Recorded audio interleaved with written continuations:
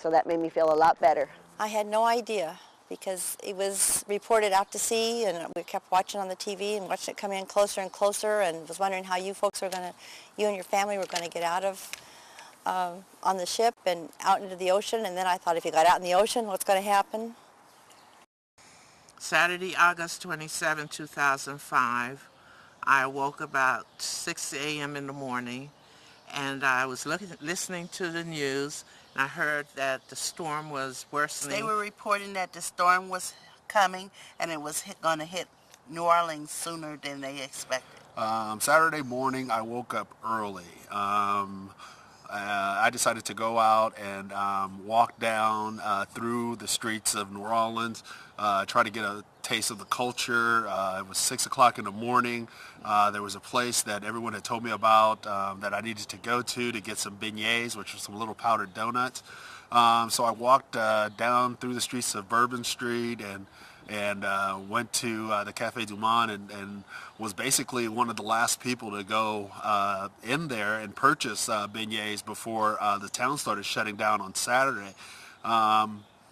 And it was kind of weird because, you know, as I was in the store, people were basically making comment of the storm coming in, and some people were afraid, some people didn't think it was going to actually hit or be as strong as it was. So it was sort of eerie just listening to the actual natives, the people of New Orleans, kind of have this lackadaisical attitude about the upcoming storm. Saturday morning, we woke up, watched some news, determined that the hurricane definitely was headed towards the state of Louisiana and probably New Orleans.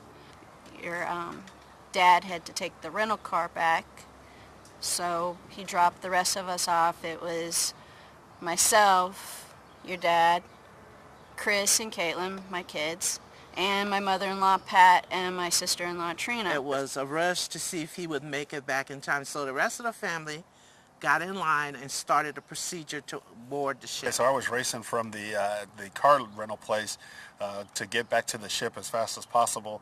You get dropped off from the ship. It's like a quarter of a mile from where the ship actually is parked, from the parking. So I had to run that quarter of a mile to get to the boat, to get checked in, get onto the boat, and the boat left the dock at about 3 o'clock, which was about 2 hours early. And then there was also a newscast that said that if you were there to take a cruise, that you need to contact the cruise line because they may have to leave early because of the oncoming storm.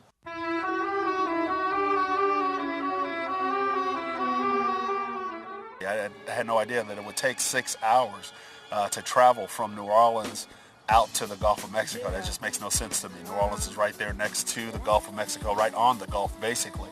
But it takes 6 hours for a cruise ship to wind through the Mississippi to get out to the Gulf. I was afraid that, worst thing I was afraid of is that I would never see you again. In the back of my mind, I knew I would see you, but at the time, you have all these thoughts, you weren't for sure or not. Several passengers were left behind, and nobody knows, as far as I know,